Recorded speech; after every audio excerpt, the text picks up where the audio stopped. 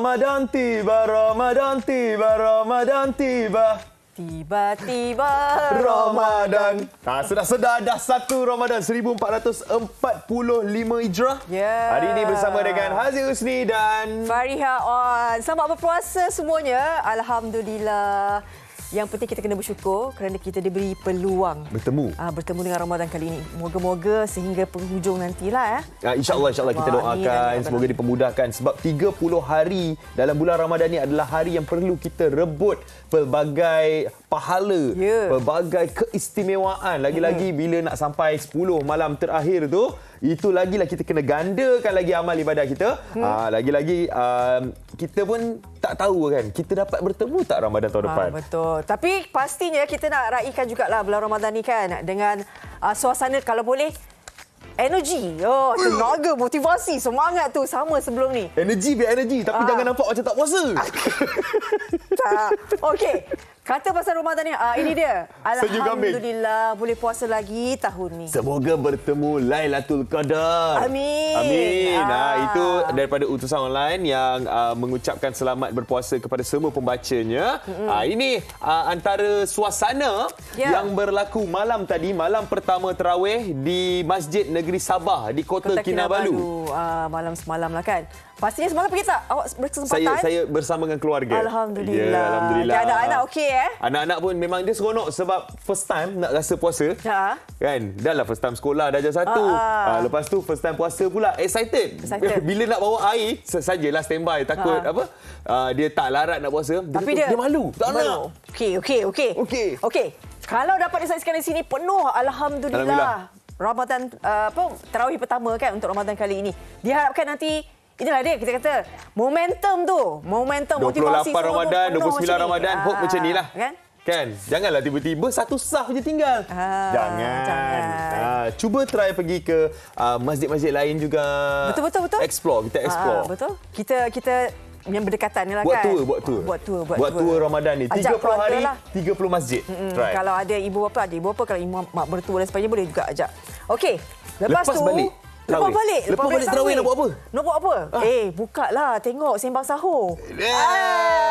Macam drama dia punya potret. Kan? Ni macam cerita Nur.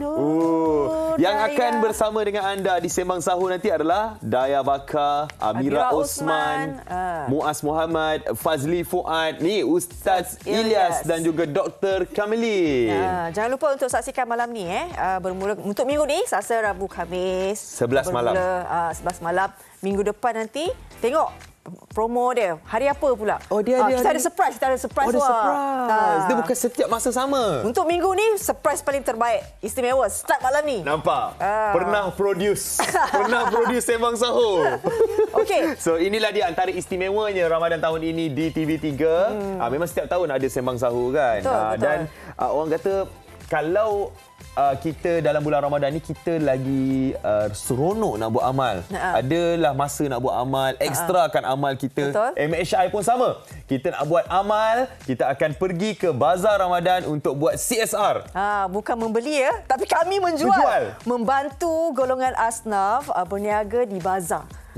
Jadi esok jangan lupa kalau nak makan murtabak air tangan Haziq dekat Putrajaya. Presin 3 boleh mai. Tiba-tiba cakap Pening pula. Pukul berapa? Pergi Putrajaya yang hang cakap Pening nama. Tak pukul 4 petang sampai pukul 6 petang. Tak sampai licin. Kalau pukul 3 tu start, pukul 4 dah licin, pukul 4 kita balik. Betul. Tapi kalau pukul dekat buka tu baru licin, dekat buka kita balik. Ini bukan saja Putrajaya tetapi nanti lokasi yang seterusnya kita ada di wilayah Persekutuan Kuala Lumpur. Dan next juga kita akan ada di wilayah Persekutuan Labuan pula. So dah boleh standby dah 3 lokasi ini MHI akan turun buat CSR. Yang penting besok jangan lupa bersama dengan Haziq, Hanif, Afad, Anim dan juga Sofia di Putrajaya. Okey, kita jumpa dekat sana pukul 3 petang. Alright. Bawa duit lebih sikit. Bawa duit tak apa, QR ada kan. QR kan. Boleh kita transfer sama-sama. Tapi kan dalam bulan Ramadan ni juga ada drama-drama. Dan bila kita tengok drama, kita akan tengok muka pelakon tu. Ini memang selalu nampak dekat drama. Apatah lagi mereka yang lahir macam saya lah, tahun saya. 80-an. Kalau tengok muka tu wajah hero. Selalu sebut nama ni awak. Okey. Siapa? Sabri Fadil. Dan juga K. Maria. Ni kalau sebut ni dramatis terkenal yang memang kalau tengok Sabri mukanya Fadil lah. dekat dalam drama TV ni muka dia orang. TV ni muka dia orang. TV ni muka dia. Memang mana-mana drama orang akan ambil mereka sebab apa? Profesional. Hebat berlakon, emosi sampai. Wah, ini semangat lain macam. Puasa tak puasa? Puasa ini lah. sebab makan kurma mentega tu. Kurma mata. Sedap. Okey, kita nak bersama dengan mereka berdua hari ini, alhamdulillah. Assalamualaikum. Waalaikumsalam warahmatullahi wabarakatuh. Inilah dia. Ya Allah, kita membesar dengan mereka. Kita tengok drama-drama mereka. Dan akhirnya hari ini kami dapat bersama dengan Sabri Fadil dan juga K. Maria yang bukan setakat mereka nak menceritakan apa aktiviti terbaru mereka, nak mencerita juga mengenai tour. Wow. Tapi sebelum tu kita dia bukan tour dah lah, bercucu, dia bercucu. berjalan-jalan tour. Okey, siapa tak kenal Sabri Fadil kalau tengok hero. Ini tampan kacak kalau tengok filem drama Melayu dulu. Siapa tak kenal? Alhamdulillah. Filem dulu. Jadi bagaimana sekarang ni? Alhamdulillah dulu saya bermula sebenarnya dalam industri ni saya terberlakon sebenarnya. Sebenarnya saya daripada belakang takbir. Saya bekerja dengan produksi itu, saya bekerja sebagai production manager. Lepas tu saya terberlakon. Lepas tu terkenal. Lepas tu semua terlah. Jadi waktu zaman 80-an tu alhamdulillah waktu tu zaman saya lah. Lepas tu dapat offer di luar negara, dalam negara. Menang award. Jadilah. Dia menang award 2 award. Festival filem yang ke-7 di Melaka, ABPH kan. Pak artis pelakon lelaki popular tahun 1988. 88 belum lagi. Ada lagi. Saya umur 7 tahun. Kecil lagi. Waktu tu dia bermula APBH mula tahun 1987. 88 saya. 87 waktu Eman Manan dengan Fauzi Ahmad Daud. Jadi tahun yang seterusnya saya dengan Azna Hamid. Wah, kalau ingat balik Ingat balik. Zaman tu 88 tu dia punya undian pun semua undian tu melalui paper. Khabar. Dapat dalam 80 ke 90 ribu saya rasa. Bayangkan itu betul-betul pure peminat. Kan betul-betul meminati. Itu cerita Sabri Fadil. Ini cerita K. Maria pula. Ini kalau tengok yang marah-marah pun pernah. Kan? Garang-garang. Nangis-nangis pun nampak K. Maria buat. Semua benda K. Maria buat. Itulah. Watak-watak apa lagi yang K. Maria belum dapat? Semua K. Maria dah buat. Alhamdulillah setakat ni memang boleh katakan semua watak dah dapat lah. Kan? Cuma watak hantu je lah belum. Tak pernah try. Tak nak lah. Ingatkan ada hasrat tu jadi hantu tu. Tak ada. Tapi saya rasa nama K. Maria macam unik. Itu memang nama bagaimana? Nama pentas. Nama pentas. Ya. Kan zaman dulu memang ramai yang mencadangkan untuk memakai nama pentas. Ya, betul. Jadi mana datang asal usulnya nama K. Maria? Biasalah orang kata apa nak nampak ada glamour sikit lah. Kita ni dah tua-tua ni biasalah dulu-dulu punya zaman biasa nama-nama yang klasik lah kan. Nama sebenar kena cakap juga lah ni. K. Maria. Tukar sebenar jadi K. Maria. Dia sebenarnya K. Maria tu sebenarnya masa sekolah dulu kawan-kawan semua panggil K kan. Masa zaman 80-an tu zaman arwah Sudirman dengan bekas isterinya K juga. Jadi dari situlah kita ambil K. Dia kawan-kawan panggil K. Jadi bila dah berumur dan tua sikit, tak sesuai lah panggil K. Panggil Maria lah. Jadilah K. Maria. Jadilah Beautiful Maria. Alhamdulillah. Okey, bagaimana pula bila cakap pastinya kalian memang tahun demi tahun dan meniti usia dan sebagainya, tapi nama tu masih orang kenal. Jadi bagaimana perkembangan sekarang ini? Saya sebenarnya buat 4 kerja. Satu jadi PM dulu mula-mula bekerja. Lepas tu pelakon. Lepas tu jadi pengarah. Lepas tu jadi penerbit. Dah produce dah sekarang. Jadi kalau bidang seni ini macam all-rounder lah. Pelbagai lah. Saya semua saya buat. Jadi kebanyakan peminat-peminat saya tanya, ke mana Abang Sabri ni pergi? Jadi saya ada viralkan dalam media sosial. Dia orang tahu saya kata, saya ada. Tapi saya behind the scene. Saya pergi Indonesia buat drama. Saya buat filem di sana. Saya balik di sini. Lepas tu tahun sampai 2018 saya dah stop. Sebab saya dah berhenti sebab jaga cucu. Itu 5 kerja lah jadinya. Jaga cucu ni, ini cerita baik ni. Saya berbesan dengan Datuk M. Nasir. Jadi anak dia nombor 3, saya pun nombor 3. Tapi anak saya perempuan, anak dia lelaki. Jadi dapatlah cucu seorang. Jaga sama-sama lah. Dah. Gebut-gebut lah. Alhamdulillah. Alhamdulillah. Perkembangan yang sangat baik. Dan jaga cucu pun buat kita sihat juga. Betul. Ya, betul. Alhamdulillah macam Kak K masih lagi aktif sekarang ni. Kalau ikutkan sejarah tu, tadi Abang Sabri dah ceritakan Kak K sebersikit lah. Kak K bermula tahun 84. 84 sebenarnya start daripada menyanyi. Dulu tak ada pun berangan nak jadi pelakon, nak jadi penyanyi. Jadi 4 tahun sempat jadi penyanyi tapi tak sempat rakam album. Jadi penyanyi dengan salah satu stesen kita yang lama dululah. Jadi ikut orkestra, bergerak ke sebelah utara. Perak Utara, Kedah, Penang, Perlis. Jadi dulu radio lah. Jadi ikut menyanyi. Menyanyi tu nyanyi lagu orang lah. Tapi bila dah sampai 4 tahun, tiba-tiba kahwin. Tiba-tiba kahwin. Okey. Kahwin, jodoh dah sampai. Okey, pendekkan cerita, tahun 2000 baru betul-betul start berlakon. Tapi kira sekarang dah 2024, kira lama jugalah ya. 24 tahun dah. Kalau ikutkan 2000 tu lama dah sebenarnya. Bila sebut dia nampak macam masih milenium. Kan? Tapi 2024 ni, K. Maria dan juga Sabri Fadil ada buat tour. Yang membawa rombongan. Betul. Dia tour ni sebenarnya K. Maria punya idea. Lepas tu dia tengok Abang Sabri, dia call saya, "Abang, jomlah bang kita jalan-jalan, pergi makan-makan angin." Lepas tu bila saya balik daripada luar negara, lepas tu saya kata, tak ya juga ya. Boleh. Saya pun kata, dia kata, "Jom kita pergi sebelah utara." Sebelah Penang, sebelah Kedah. Lepas tu saya kata, "Okey, jomlah." Jadi bila saya ikut, saya suka program dia buat. Sebab kadang mula-mula artis-artis dia kan. Tapi kemudian ni kita buat artis bersama dengan peminat-peminat. Macam mana boleh tercetus idea ni? Tanya dia. Okey. Dia macam ni, bermula daripada saya terkenalkan arwah ibu saya. Okey. Jadi kita ni kalau dengan artis-artis veteran yang lebih usia daripada kami ni, of course lah dia macam mak-mak kita, bapa-bapa kita kan. Jadi Kak K teringat arwah mak sebelum dia meninggal, Kak K sempat bawa dia berjalan-jalan. Masa tu dia di kampung. Jadi Kak K bawa hanya di KL lah. Masa tu zaman-zaman Cyberjaya baru buka, Putrajaya baru buka, LRT baru start. Jadi kita ni lah start dari situ. Kak K kata, kesian pula tengok rakan-rakan artis kita ni duduk je kat rumah. Macam mamak kita lah. Nenek kita duduk kat rumah. Jadi dari situlah start pada macam, bolehlah kita bawa dia orang berjalan-jalan. Sebab Kak K suka berjalan. Jadi Kak K ajaklah dia orang sama-sama berjalan. Kan? Orang kata tak ada kemurungan je kat rumah. Sambil jalan, sambil jumpa peminat. Betul. Ya, balik. betul. Memang betul. Orang kata nak tengok depan-depan. Ada yang tak kenal langsung. Ya. Macam abang dia orang tak kenal, dia orang kata dia orang tengok macam tu, dia tanya K, agak siapa dia kata orang mana, tu bonzer mana, badan paling besar kan, dalam macam ni pula. Tapi itulah Abang Sabri. Jadi yang kenal-kenal tu dah 40 tahun ke atas lah. Yang bawah tak berapa. Yang seangkatan lah usia. Ataupun daripada lah. macam zaman macam kata kecil-kecil dulu masih dah pernah tengok TV kan. Zaman membesar orang kata. Zaman membesar. Jadi sampai sekarang bila tengok muka kenal lagi. Walaupun ada sedikit perubahan. Mungkin dah cabi sikit ke kan. Bukan cabi sikit, banyak.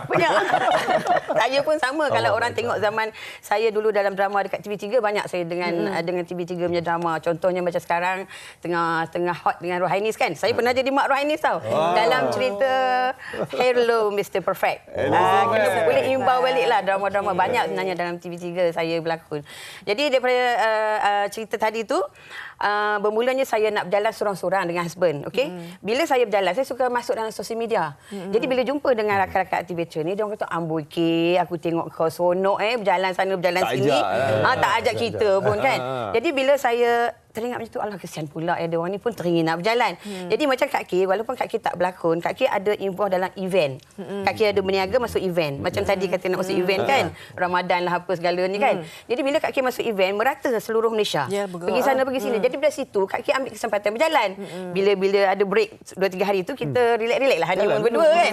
So dari situlah ambil gambar, post, video post. Bila rakan nampak, K, kau tak nak ajak aku ke? Jadi dari situ ideanya tercetus. Bila Kak K macam terfikir, why not aku bawa dia orang ni, tapi macam mana aku nak bawa? Aku pun tak ada modal, aku pun tak ada duit nak bawa semua orang. Jadi Kak K bergabung dengan event-event management untuk dia orang sponsor perjalanan tersebut. Dari segi kos bas, penginapan, makan minum. Itu saja yang kami perlukan. Nak jalan-jalan 2 hari 1 malam ke, 3 hari 2 malam ke. Ada berniaga juga? Ada berniaga. Berniaga pun ada juga. Okey, ni orang tanya dekat mana lokasi? Betul. Next, nak jumpa. Berjalan. Berjalan ni. InsyaAllah, kalau dalam bulan puasa ni biasanya kita ada majlis-majlis berbuka kan. Tapi kalau kata berjalan tu insyaAllah lepas raya dalam bulan 5 kami akan ke utara.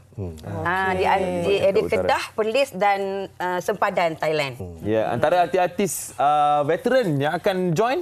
Antaranya of course lah Abang Sabri Fadil. InsyaAllah. Siapa Hamidah Wahab, Junana M. Amin. Fadilah Mansur pun ada. Ya, Fadilah Mansur, Nulia Ghani. Kadang-kadang Syahrin Tambi pun ada jual. Limawati pun ada. Ada Limawati pun ada. Margaret Tan. Nama-nama besar ni. Nama-nama besar. Ya, nama-nama besar. Kalau anda nak tahu lebih lanjut mengenai tour ini, jangan lupa pergi ke Instagram. Instagram ataupun TikTok lah sekarang ni. Okey, nak follow ni namanya. KAY_Maria_Halim. Maria. Abang Sab. Tak apa. Abang Sabri sama lah. Saya Sabri Fadil je. Sabri. SABREEFADZIL.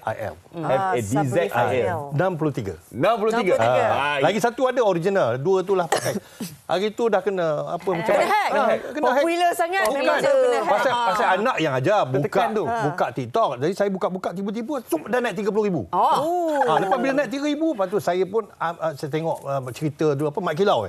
Saya ambil slot yang gambar-gambar yang saya berlakon dekat Indonesia tu, film action. Saya ambil sikit sedutan tu, saya masuk rupanya tak boleh violent. Manalah saya tahu anak saya kata apalah bah. Papa ni apalah masuk, saya kata saya mana tahu, saya kata orang lain boleh. Dah kena marah. Orang tua nak belajar lepas tu pick up, sekarang pick up balik dah 10,000 dah. Naik balik. Pergi follow. Naikkan sampai 30,000 balik. Sabri Fadil dan juga K. Maria. Allahu Akbar. Selamat menyambut bulan Ramadan. Sama-sama. Semoga kesihatan kesihatan yang baik insya-Allah. Mari kita bersama ya. Bercakap pasal kesihatan. Kejap lagi kita nak cerita mengenai puasa ni cergas dan sihat di bulan Ramadan. Tak larat lah. Tak minum, tak makan macam nak senang. Baru berapa jam? Tak larat dah. Lapar perut dah bunyi dah. Okey. Kita bagi Fariha masa kejap untuk berehat. Kita kembali selepas ini dalam MSI. Bagi kita nak makan apa? Nak makan.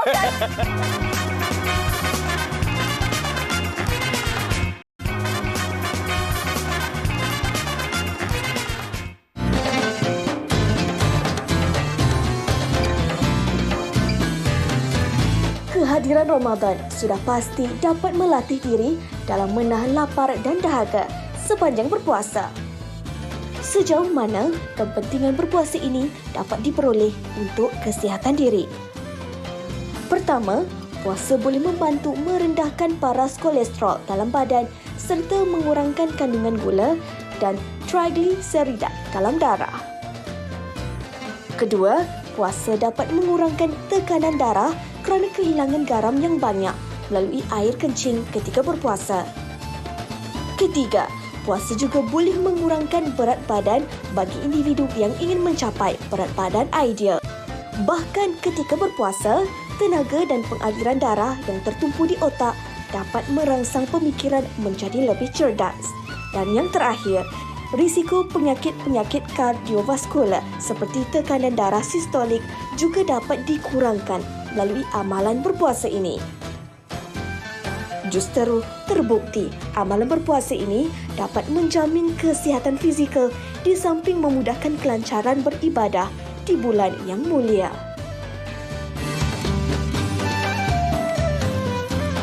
Siapa kata Ramadan kita tak boleh sihat? Ramadanlah masa untuk kita jaga makan, untuk kita ekstra senam, untuk kita jaga kesihatan.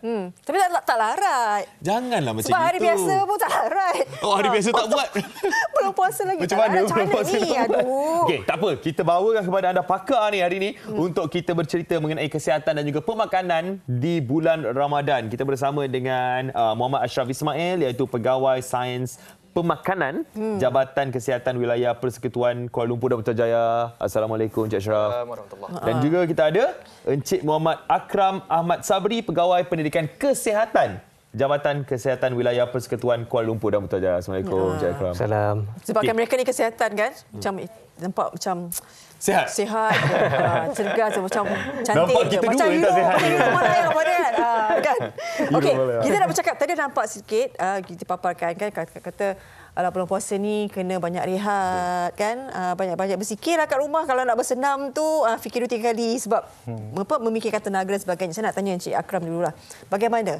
Ada orang kata macam tak perlulah bersenam ni. Senaman yang bagaimana? Mungkin ada tips sebenarnya yang sesuai. Tadi Cik Haziq ya? Ya, Encik saya. Encik saya.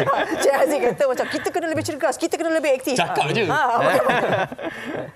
Okey, macam ni. Pertama sekali, bila soalan tu diajukan, benda ni dah jadi macam satu mitos ataupun benda yang trending. Orang kata macam, senaman di bulan puasa ni perlu senaman yang berbeza, kena lain. Okey, sebenarnya kita melihat kepada intensiti senaman tu sendiri.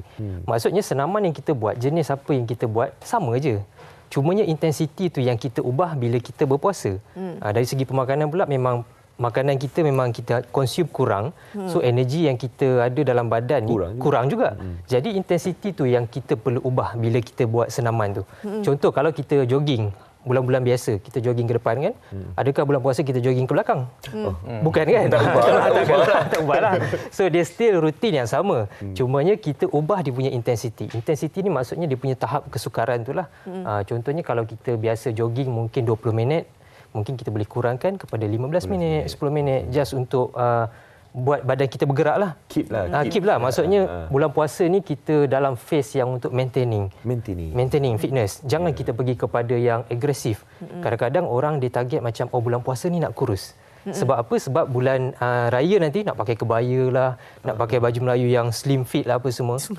So itu kita kena betulkan lah kita punya mindset. Mindset kena betul. Sebab pengurusan berat badan ni, weight management ni, dia memerlukan jangka masa yang lama. Bukan dalam tempoh sebulan kita boleh dapat. Jadi kalau betul-betul dia nak kuruskan badan dia ke apa semua untuk raya, dia perlu bersedia lebih awal. Sekurang-kurangnya 3 bulan sebelum lah. Baru kita dapat kesan untuk dapatkan tubuh badan yang ideal. Betul. Ini bukan setakat daripada bulan Ramadan, bulan Syakban semua dah kena start dah. Betul. Okey, tapi bercakap pasal kesihatan, dia berkait rapat dengan makanan. Betul. Dan bulan puasa kita ada 2 kali makan. Maknanya sahur dan berbuka. Patutnya lah. Awak ketiga ke? Awak tengah malam ni. Tapi kita ada more. Post more. Post more. Tapi kita cerita pasal sahur dulu. Sahur ni adalah satu time yang kita makan sebelum subuh. Betul. Sebelum subuh. Ramai yang liat nak bangun sahur. Betul. Orang ambil kesempatan untuk makan tengah malam. Sebelum tidur tu makan banyak-banyak dulu.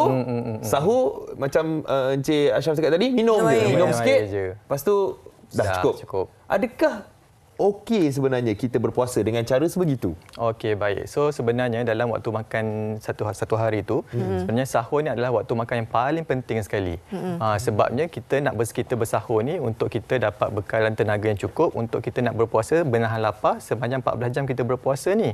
Jadi sahur tu adalah satu waktu makan yang sangat paling penting sekali. Ada yang memang dia makan dahulu sewaktu sebelum tidur, and then bila dia bangun tidur tu, bila dia bangun sahur tu hanya minum air sahaja. Okey, so sebenarnya adalah kita tak galakkan begitulah. Okey, sepatutnya waktu sahur tu kita kena ambil makanan yang lengkap, mengikut pinggan suku-suku separuh. Saya ada bawa dah pun pinggan saya ni. SSS maksudnya kena ada sumber karbo yang cukup, protein yang cukup dan juga buah-buahan dan sayur-sayuran. Okey, banyak orang ni liat nak bangun sahur sebabnya dia nak lebih menikmati waktu tidur dia tu. Dia susah nak lepas waktu tidur lagi penting.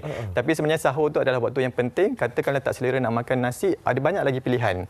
Boleh ambil makanan yang tinggi dengan serat. Sebabnya serat ni dia boleh membantu untuk kita rasa kenyang lebih lama. Contohnya kita makan roti putih dengan roti gandum penuh, roti wholemeal, kekenyangannya berbeza. Tak sama. Contoh kita boleh ambil roti wholemeal dengan scrambled egg, dengan salad, ataupun kita boleh ambil oats ataupun biscuit dengan peanut butter. Okey, so kekenyangan tu akan lebih lama sebabkan kita ambil makanan yang tinggi dengan kandungan seratnya. Okey, so di makanan tinggi dengan serat ni dia boleh menahan lapar dan kita boleh bertahan sampailah ke berbuka. Okey, dan kita juga perlu elakkan satu lagi makanan yang tinggi dengan garam. Sebab apa tu? Cakap pasal garam ni, Cik. Tadi kan kawan saya kata dia tak makan nasi. Dia ambil kurma 5 biji, lepas tu dia buang biji tu dia letak mentega salted butter. Siapa kawan awak yang buat gitu? Tu macam mana? Dia ikut TikTok lah ni, yang viral ni. Sebenarnya bukan kata tak boleh, tapi kita perlu tahu juga yang butter tu ataupun mentega ni dia tinggi dengan kalori dan juga lemak tepu. Okey, so kurma tu dah sihat dah alhamdulillah lah. Tapi katakanlah nak ikut lah, nak rasa macam mana nak trend, nak ikut. Boleh ambil tapi jangan terlampau banyak. Katakanlah nak ambil mentega tu, ambillah satu selang nipis sahaja, sikit disapu, dicaliklah sedikit dekat kurma tu, bolehlah makan. Tapi janganlah makan sampai 5-6 biji. Sebabnya kalori tu tinggi. Ini dah tak nampak kurma. Ini dah tak nampak kurma. Ini butter semata. Maksudnya boleh tinggi. tengok IG story saya. Saya buat cantik. Dia buat cantik. Saya buat cantik. Tapi tebal, Cik. Tebal, Cik. So kalau tebal tu seolah macam kita dah makan 500 ke 600 kalori. So maksudnya kalori tu terlalu tinggi sangatlah. Tapi membantu tak sebenarnya mentega tu? Dia lemak tepu. Bila lemak tepu ni dia makanan yang tinggi dengan kandungan lemak ni dia akan menyebabkan kita cepat lapar. Maksudnya nanti sampai tengah hari yang ke-1, kedua nanti dia dah lapar balik. Berbanding dengan kita ambil makanan yang tinggi dengan kandungan serat tadi tu, so dia boleh menyebabkan kita rasa kenyang tu lebih lama lah sampai ke berbuka. Tak salah Tak salah. Ni ada apa ni? Ada gambar. Ni pun sama lagi. Ni sama kat ni saya punya ke? Ini tebal sangat ni. Ni satu buku butter dia letak ni. Salah potong ke ni? Kita dah tanya Cik Akram. Okey. Bila dah makan macam ni kan, sebenarnya kalau bulan puasa ni, senaman tu waktu bila yang sesuai kita buat? Nak dekat kat buka puasa ke kan? Ataupun malam lah lepas buka puasa, lepas tarawih ke? Okey, untuk yang waktu senaman ni, sebelum kita cerita yang bulan puasa punya, kita masuk dulu yang hari-hari biasa punya waktu senaman. So waktu senaman yang paling sesuai adalah waktu pagi dengan waktu petang. Sebab apa? Dia adalah waktu yang paling sesuai. Hormon kortisol ataupun dalam badan kita ni dipanggil stres hormon. Biasa stres kan? Okey. Tak sedap tu. Okey, so hormon ni dia akan dilepaskan pada waktu pagi dan petang. So itu adalah waktu yang paling efektif untuk kita bersenam lah. So kalau kita ambil di bulan puasa ni, macam tadi kita dah bincangkan, kita tak makan, dehydrated apa semua. Jadi waktu yang paling sesuai adalah sebelum berbuka puasa. Sekurang-kurangnya sejam sebelum kita berbuka. Kenapa? Sebab kita kalau kalau kita bersenam ke apa, tiba-tiba dehydrated ke apa, kita boleh standby untuk berbuka puasa dan kita dah minum air. And blood sugar level pun kita tak risau kalau dia drop terlalu rendah ke apa, sebab kita dah nak berbuka. Lepas kita bersenam tu kita dah nak makan. Cumanya kebanyakan orang dia nak berbuka, of course kita akan menghadap meja makan, kita nak prepare makanan, dah pergi bazar apa semua. Mungkin kita boleh ubah kat situ. Kalau kita berjalan dekat bazar ke, kita jalan jauh sikit ke, parking kereta jauh sikit ke, kita ambil peluang. Itulah senamannya. Even kita dapat 10,000 step ke, even tak dapat 10,000, 5,000 satu hari pun, sebab kita berjalan dekat bazar tu pun dikira sebagai senaman juga. Sekarang orang tak pergi bazar, orang beli dalam apps. Semua dah boleh order sekarang. Baring order kat bazar. Tak boleh lah, pergilah. Try untuk ambil masa untuk pergi ke bazar. Dan cuba berjalan. Itu salah satu inisiatif yang kita boleh buat.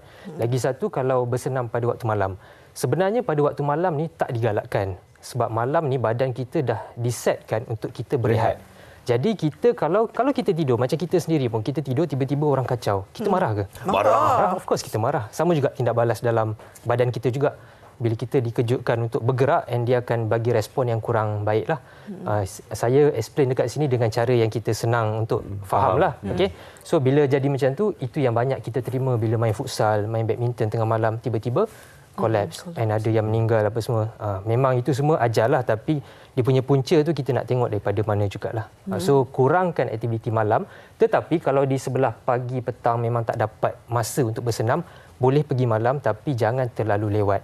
And make sure badan kita tak terlalu penat dengan kerja-kerja seharian di sebelah pagi. Ya, supaya tak kardiak orang kata? Kardiak arrest. Kardiak arrest kan? Betul. Okey, dan cakap pasal makan kena minum.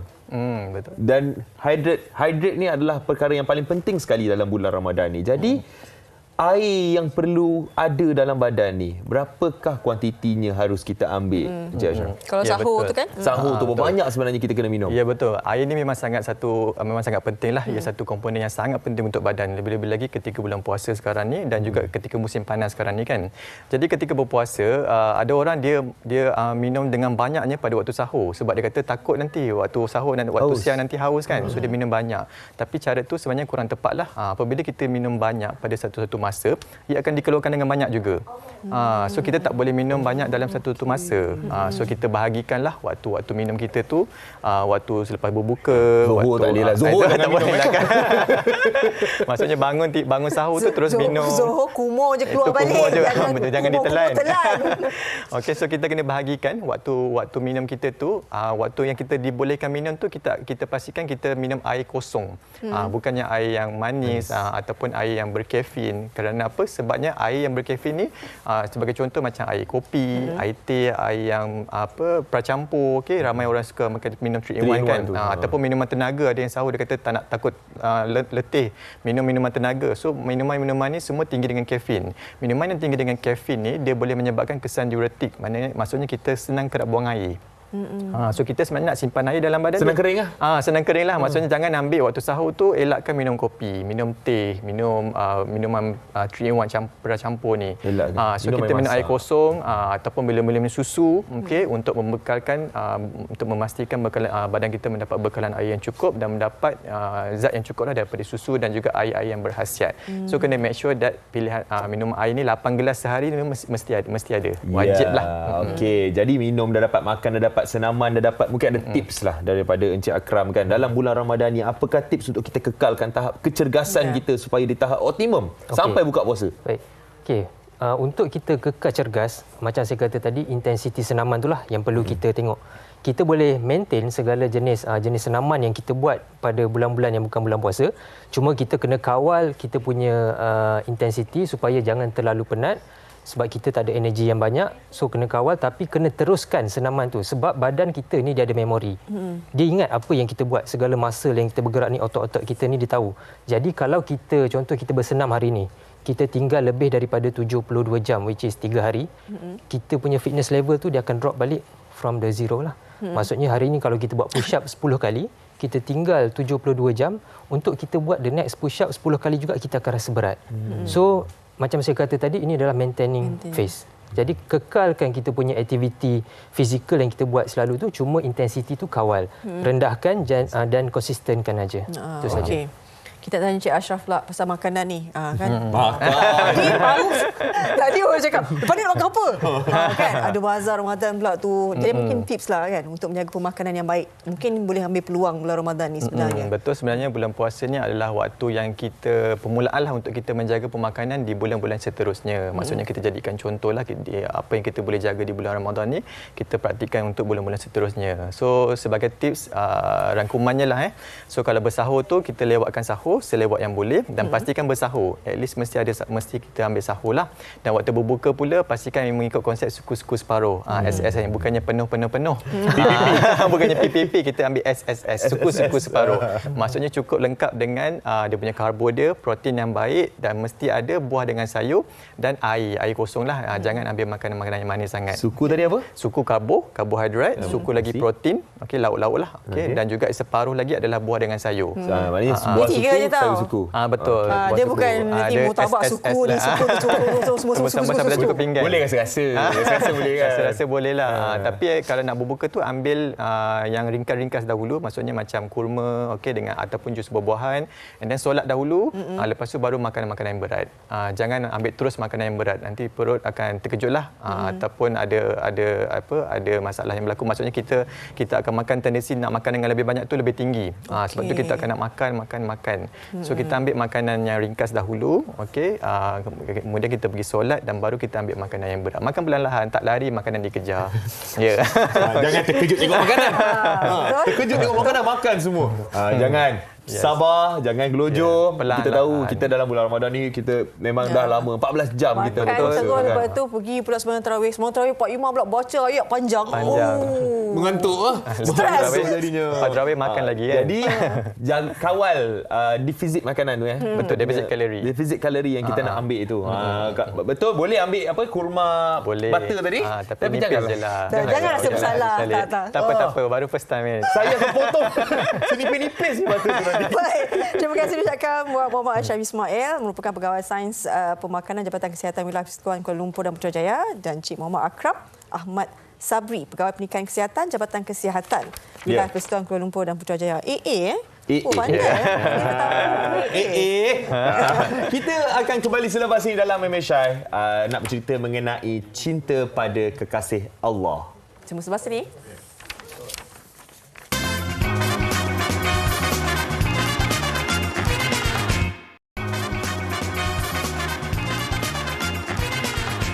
Assalamualaikum, kembali bersama MSI di hari pertama puasa hari ini. Kita sebenarnya tajuk kita cinta pada Allah. Di bulan Ramadan ini kita nak tunjuk kecintaan kita kepada Allah Subhanahu Wa Taala. Jadi kita bersama dengan Ustaz Anafia Malik, iaitu jurucakap Masjid Taman Pulai Emas. Assalamualaikum Ustaz. Waalaikumsalam warahmatullahi wabarakatuh. Bersahur apa pagi tadi? Alhamdulillah.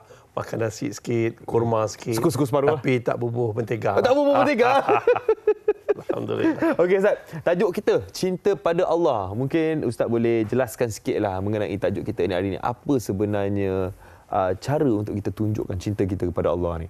Bismillahirrahmanirrahim. Assalamualaikum warahmatullahi wabarakatuh. Kepada penonton Malaysia hari ini, alhamdulillah kita hidup lagi. Bila kita hidup, kita syukur, Allah tambah nikmat. La in syakartum la azidanakum. Siapa syukur, Allah tambah nikmat. Kenapa kita kena syukur? Sebab kita dipilih untuk hidup di dalam bulan Ramadan. Jangan sia-siakan. Yang kedua, jaga solat. Sebab perkara pertama dihisap di akhirat nanti, tak lain dan tak bukan, adalah solat. Puasa juga, tapi jangan tinggal solat. Ketiga, banyakkan sedekah di dalam bulan Ramadan. Dan keempat, memperbanyakkan selawat. Tuan-tuan dan puan-puan muslimin dan muslimat yang dirahmati Allah, bagaimana kita nak tunjukkan perasaan kita cinta kepada Allah di dalam bulan Allah mencintai kita? Apa dia tuan-tuan?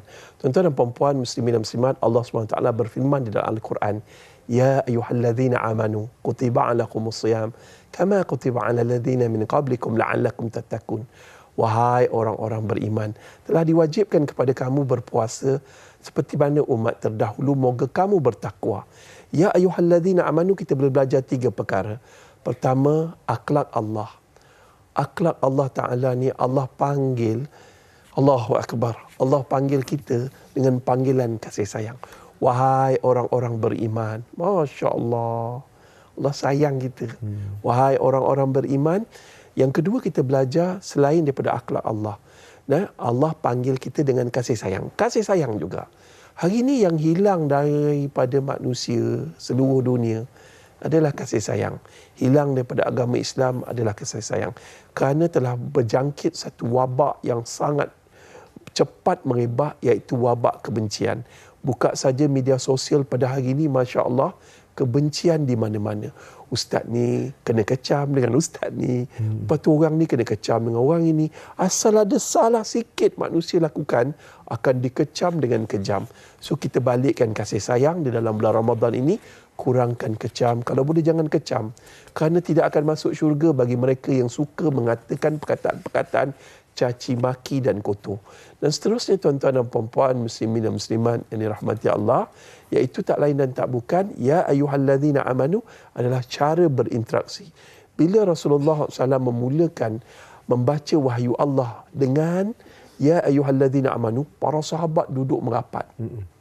Kerana mereka rasa itulah ada panggilan kasih sayang daripada Allah untuk mereka. Oh, lain Aziz. Kita tak faham. Zaman tu kan? Zaman tu tak faham. Kita tak faham. Setiap kali itu para sahabat, ya ayyuhalladzina amanu, ni diulang di dalam Al-Quran sebanyak 89 kali. Masya Allah.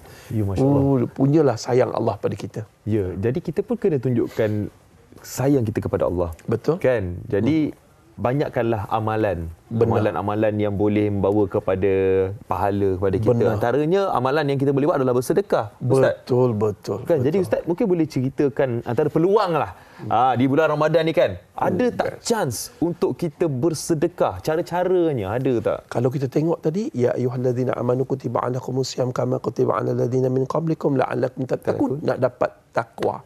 Takwa ni apa, Azim? Takwa ini adalah cinta. Ciri takwa ada 2 T. Takut tapi taat. Nak tahu kita bertakwa tak bertakwa, formula dia 3P, 1B. P yang pertama, pemurah.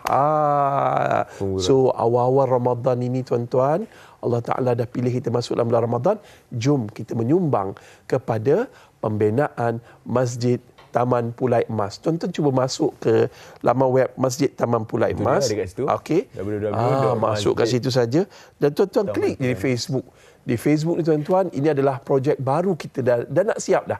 Insya-Allah siap. Kita target ujung tahun ni, tetapi ada beberapa masalah. Insya-Allah siap dalam bulan 5 ataupun bulan 6 tahun depan. Kita memerlukan dana sebanyak 11 juta ringgit. Cuma kutipan kita hari ini dapat 9 juta ringgit dan kita perlukan lebih kurang 2 juta ringgit lagi. Dan masya-Allah tuan-tuan, itu ustaz yang agak sedih lagi, masya-Allah, tabarakallah, baru ni ustaz pergi dan yang sedihnya pengurusi ataupun AJK yang bertungkul lumus siang dan malam untuk siapkan masjid ini berkempen daripada tahun 2007 sampai ke hari ini telah meninggal dunia. Sehari sebelum dia meninggal dunia, dia bertanya, saat dia nak meninggal dunia, dia tanya masjid macam mana, bila agaknya masjid siap. Lepas tu dia baca surah Al-Kahfi dan dia meninggal dunia. Itulah Ustaz Ketimat. Tuan-tuan, bila siap ni kita boleh muatkan 2,000 jemaah dalam masa serentak dan masya-Allah tabarakallah, kita mengharapkan orang ramai menyumbang untuk pembinaan masjid ini. Kerana barang siapa yang membina rumah Allah walaupun sebesar sarang burung, nescaya Allah akan binakan sebuah maligai yang indah untuknya dalam syurga. Siapa nak berinfak dalam bulan ini boleh berwakafkan juga atas nama ibu dan ayah. Mungkin ibu dan ayah tengah menanti sedekah kita di alam barzah. Rebut peluang ini tuan-tuan. Selama mana masjid ini terbina, orang solat di dalamnya, pahala mencurah-curah masuk ke dalam akaun kita atau akaun ibu ayah kita walaupun kita dah meninggal dunia. Ini nombor akaun, ini bukan scammer, ini adalah kebenaran yang nyata. Rebut peluang ini sementara kita masih ada. Jangan tunggu besok kerana mungkin besok tiada untuk kita. Wallahu a'lam. Masya-Allah. Terima kasih banyak-banyak Ustaz Hanafiah Malik, jurucakap Masjid Taman Pulai Emas, di atas peluang untuk kita belajar sesuatu di hari pertama bulan Ramadan ni. Apapun, selamat menyambut bulan Ramadan Ustaz. Semoga tahun ini Ramadan lebih baik daripada tahun lepas. Semoga dapat buat lagi amal ibadah dan bersedekah untuk pembinaan Masjid Taman Pulai Emas. Alright, kita nak berehat seketika, kembali selepas ini. Dengar cerita, Fariha akan bercerita mengenai My Care. Kita berehat, kembali selepas ini dalam Malaysia Hari Ini.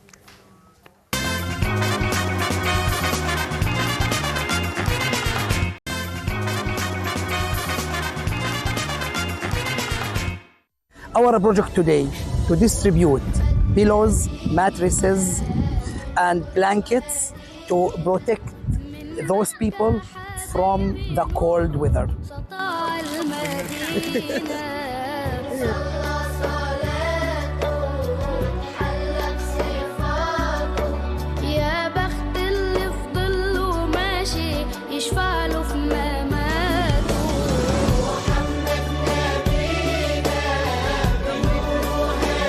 From the heart of the Palestinians, we would like to thank Media Prima and Malaysia for their kind support. Syukran Malaysia.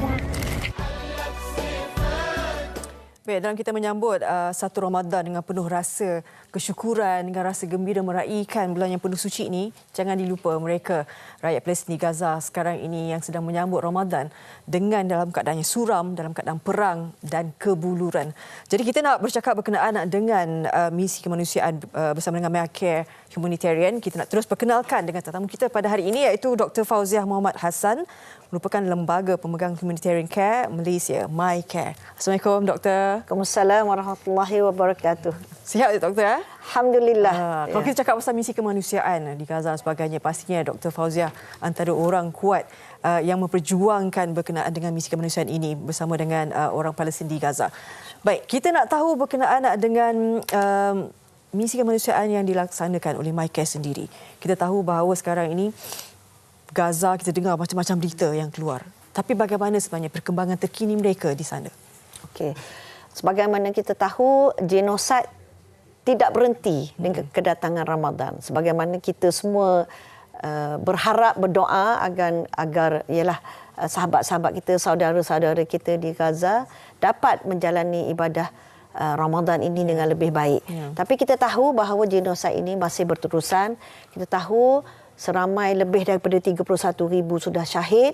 70% daripada mereka adalah wanita dan kanak-kanak. So kanak-kanak saja sudah meninggal, sudah syahid dalam lebih daripada 13,000 dan as we speak the numbers are increasing. Dan kita tahu bahawa Ramadan ni walaupun dalam keadaan murung, keadaan yang begitu susah bagi mereka, tapi menjadi tradisi dan juga menjadi sunnah Rasulullah sallallahu alaihi wasallam untuk menyambut kedatangan Ramadan. Dan kita lihat ada beberapa video yang kita lihat walaupun dalam keadaan begitu susah, mereka cuba juga menceriakan Ramadan. Dan kita tahu bahawa kebuluran digunakan oleh oleh rejim Israel untuk sebagai weapon of war, maknanya untuk membunuh mereka dengan secara perlahan-lahan. Dan kita tahu setakat ini sudah 20 rakyat daripada mereka telah syahid disebabkan kebuluran. Ya. Dan kita tahu juga, saya seorang doktor beranak ni lah, bersalin, pakar sakit puan dan perbidanan. Kita tahu ada dalam 50,000 ibu-ibu yang hamil dan dalam 180 kelahiran setiap hari. Dan kita imagine ya, bagaimana ibu-ibu melahirkan anak di dalam keadaan hospital yang ada telah banyak yang ranap dan musnah, dan juga banyak yang melahirkan di dalam khemah-khemah yang penuh dengan manusia. Satu kemah tu bukan satu keluarga ya. Satu kemah tu mungkin ada 40 orang sharing the kemah tu. Jadi tak ada privacy, dengan tak ada air bersih, dengan tak ada makanan yang sehat. Jadi bagaimana seorang ibu itu dapat melalui pantang dia. Kalau kat sini kita tengok kita pantang tu kan, dijaga dengan baik makanan, kesihatan, air bersih dan sebagainya. Okay. Kita sedang maklum bahawa MyCare ini antara NGO yang tidak pernah berhenti memberikan sumbangan dan bantuan kepada penduduk Palestin sejak 14 tahun yang lalu. Jadi kita nak tahu sekarang ni, doktor, apa sebenarnya bantuan yang sangat terdesak diperlukan oleh Gaza dan bagaimana sebenarnya rakyat Malaysia boleh membantu? Okey. Kita tahu mereka perlukan barang-barang yang sangat asas. Makanan, minuman, air bersih, ubat-ubatan dan juga shelter. Sebab kalau kita tengok dia punya kemah-kemah tu plastik dan kalau hujan tu kita nampak basah dan sebagainya. So kita perlukan proper kemah. Saya baru balik daripada Egypt dalam 2 minggu lepas. Kita melihatkan ada 500 kemah yang kita telah beli dan insya-Allah dalam perjalanan ke dalam Rafah. Dan juga kita membeli peralatan-peralatan seperti yang telah dilihat dalam video tadi, peralatan bukanlah katil tilam, bantal dan sebagainya. Insya-Allah juga dalam perjalanan masuk ke dalam Rafah. Jadi kawan saya pada satu hari mengatakan kepada saya dia hendak gandum. Jadi kita memikirkan bagaimana untuk mendapatkan makanan ini masuk ke dalam Gaza. Tiada masalah sampai tak sampai? InsyaAllah mereka dapat sebab kita membayar kepada supplier yang berada di luar Gaza untuk sampaikan makanan tu ke dalam Gaza. Okey. Bagaimana sebenarnya nak rakyat Malaysia nak membantu mereka melalui MyCare? InsyaAllah orang ramai semua dialu-alukan untuk memberi donation melalui Facebook kita dan juga yang tertera di TV dan juga boleh terus masukkan duit ke situ. Dan juga satu lagi usaha yang saya ingin mengatakan juga di mana MyCare involved ialah kami dalam salah satu anggota dalam Freedom Flotilla Coalition. InsyaAllah Freedom Flotilla Coalition ni sudah membeli satu kapal kargo yang insyaAllah akan dipenuhi dengan semua barang-barang yang diperlukan dan juga heavy machinery untuk menolong mereka mengemas, membersihkan the rubble dekat Gaza tu, dan insya-Allah akan berlayar untuk break the siege of Gaza insya-Allah akhir bulan Mac ini. Dan kita memerlukan banyak dana untuk menyokong usaha ini, insya-Allah. Moga-moga dipermudahkan usaha murni ini dan sama-sama kita sebenarnya menyokong apa saja usaha yang dilakukan untuk misi kemanusiaan membantu Palestin Gaza, terutamanya dengan humanitarian care ini. Jangan lupa kita dah kongsikan tadi maklumatnya dan jangan putus doa buat mereka di Gaza, apatah lagi di bulan Ramadan ini. Terima kasih banyak-banyak Dr.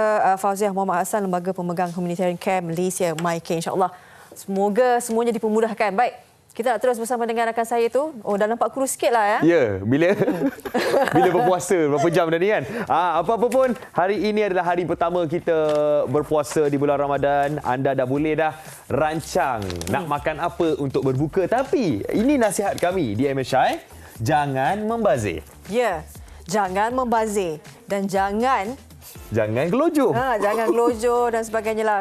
Kita mulakan sebab baru-baru Ramadan. Ya, kita slow.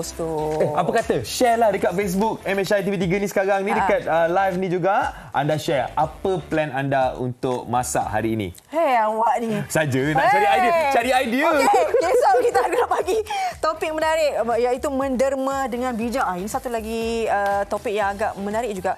Menderma dengan bijak. Kadang-kadang orang kata menderma je. Sebab tapi nanti akan rezeki dan sebagainya. Tapi tak tahu cara dan ilmu yang sepatutnya kita kena tahu kalau kita nak menderma. Ya, jadi besok kita belajar cara menderma dengan bijak. Jadi hari ini boleh esok juga jangan lupa untuk bersama-sama dengan kami MSI di Putrajaya. Bazar. Putrajaya. Ini Assalamualaikum. Murtabak, Selamat menyambut bulan Ramadan. Apa tu?